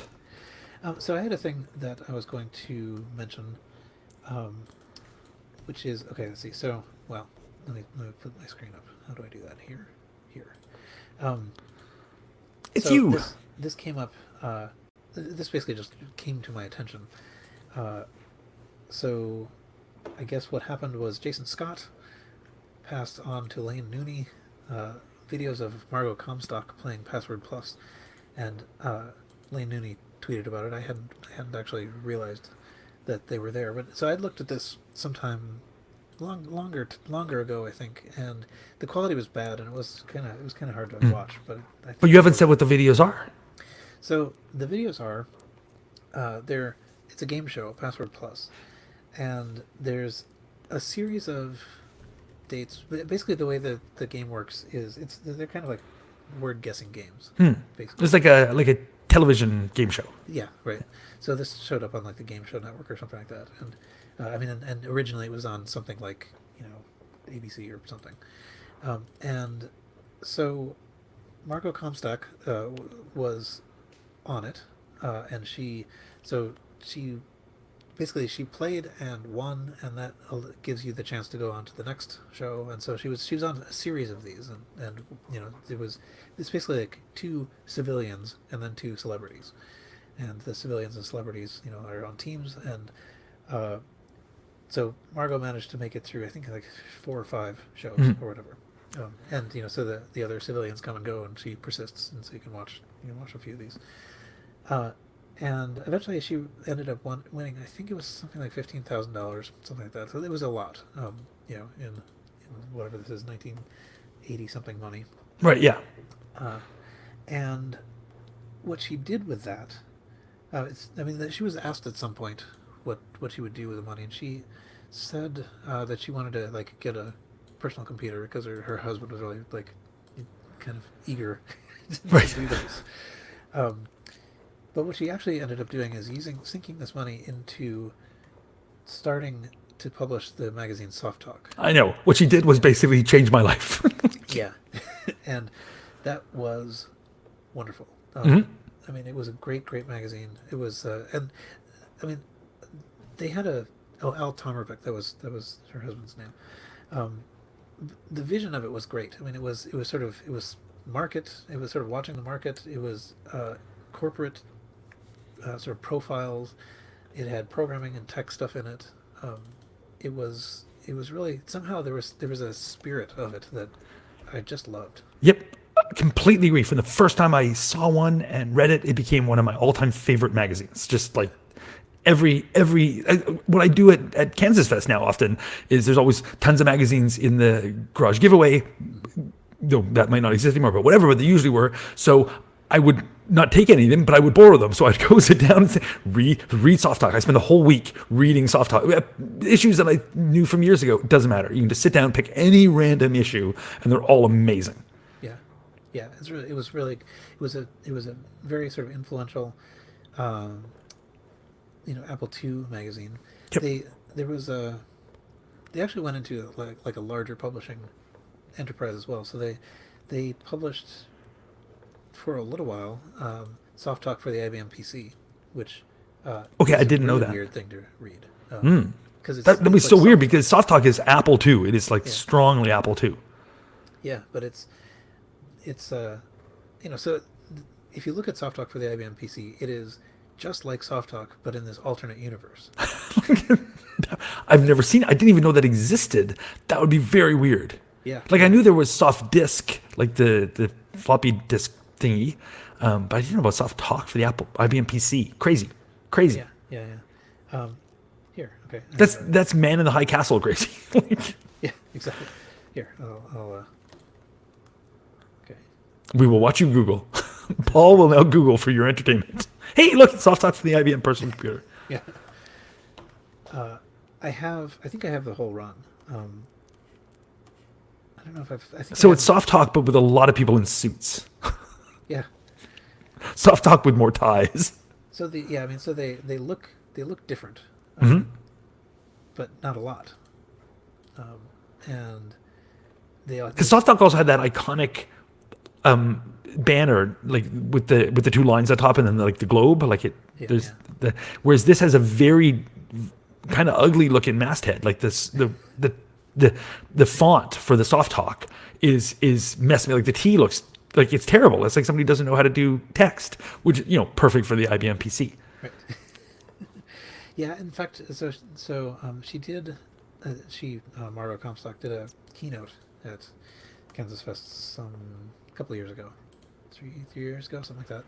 And she talked a little bit about how this wound up just being a disaster, actually, having the Soft Talk for the IBM PC, because like people would call and they wouldn't tell her, they wouldn't know or say like which one they were talking about. They would, so like they were trying to buy ads, but it was just confusing, basically. Should have called it something completely different, but I can see how they'd want to leverage the Soft Talk brand. Right.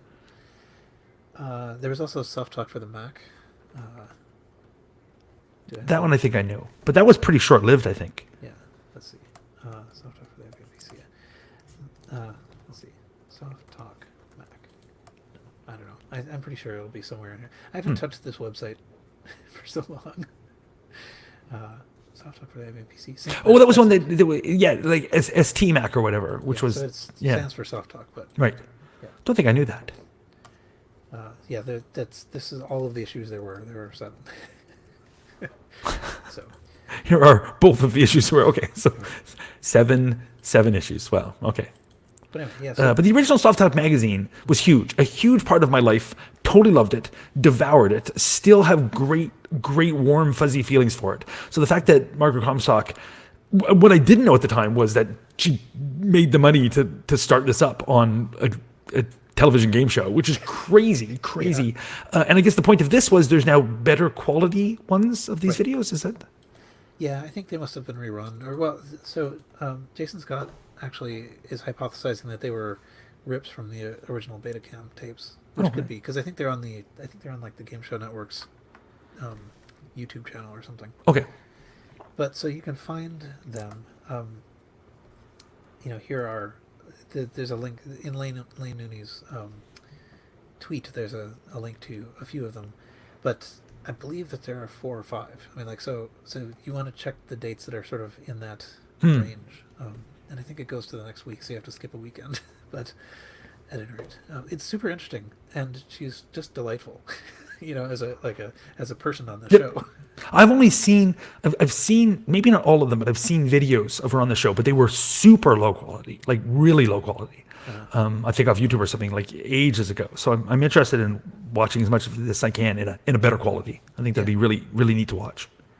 And I mean, it has nothing to do with computers really, but it's just sort of like, it's awesome to see soft talk being created. Exactly. Like this is the moment that it becomes possible. She's very cool. Good. She's very good at the game. I mean, like, it's not surprising. Right. Awesome. Given that she won, like 5 days in a row or something. But so interesting. So you've talked about Ken Jennings and her. So there's like a whole theme to this episode of people that go on game shows and win a bunch of money. So when is he going to start up a magazine for the Apple II? That's my question to you, Ken Jennings. That's right. Well, I think his podcasting is fine, but what some Apple II magazines? He does occasionally mention Apple II, programming on the Apple II. Well, there you go. Then Ken may continue to podcast. Yeah. We'll allow it. We'll allow it. Okay. Anyway, I think that is all that I had. Excellent. So we will. We have a theme for the show, which is winning game shows, and we have a whole bunch of links to Twitter, none of which will work 5 years from now. Yeah. Awesome. Good. Excellent. Anything else? Nope. That's it. Right. So that's it for this show. You can find the show notes for this and all the RCR shows at rcrpodcast.com. You can discuss us in the forums, those crazy people, at vcfed.org/forum/forum.php. You can follow RCR on Twitter at RCRpodcast. You can join our Facebook group at facebook.com/groups/RCRpodcast. You can send feedback to feedback@rcrpodcast.com. We are a member of the Throwback Network, I believe, which is at throwbackreviews.com somewhere. And please write a review on iTunes, or not. Do it! It's really important. Yeah, it'll help something. It'll help the review page on iTunes get traffic. Exactly. Yeah. It helps Apple, and they need your help. That's right. Beleaguered Apple. And until next time. Retrocompute! There's only 2 of us, and we couldn't line it up. My goodness. Not bad. Okay, that worked out all right. Given that there were only 2, it still worked out all right. I think so too. And thank you to the people that listened and commented live. I saw your live comment that you have a PowerPC Mac Mini. Also totally good for running stuff. But the Luna display thing, highly recommend it. It's amazing. Just plug and play. The first time you launch it, you have to have a monitor hooked up because you got to do like a setting thing. So you can't just plug it in and go headless from it. But as long as you plug it in and have a monitor for 5 minutes, then you can set everything up, and from then on you can just restart the computer and it just goes directly to that. It runs great. I've been really, really happy with it. Yeah, I think that's I'm definitely going to look into that. Yeah, it's a good solution. It was cheap and it's a really good solution. I was surprised at how seamless it was. Cool. Okay, and then, I'm also glad I'm grateful to Spencer for telling me about like how not to fry him with this. Yes, thank you, Spencer, for saving Paul's life. We appreciate that. Yeah. Next time it would be just me, just saying Retrocompute. Okay. Awesome. So we're going to go next time with the same topic and make other people tell us their past. Because I really like to hear what everybody else's first job was. Sure. That'll be easy. Yeah. And we can talk about our fourth job or something. Exactly. Our current job. Yeah. Talk about losing my job. I fired me. Right. Not putting up with my stuff anymore. All right. Awesome. Excellent. All right. I'll end the broadcast. Thank you, everybody. Thank you. Thank you, Paul. Thank you, everybody, for listening.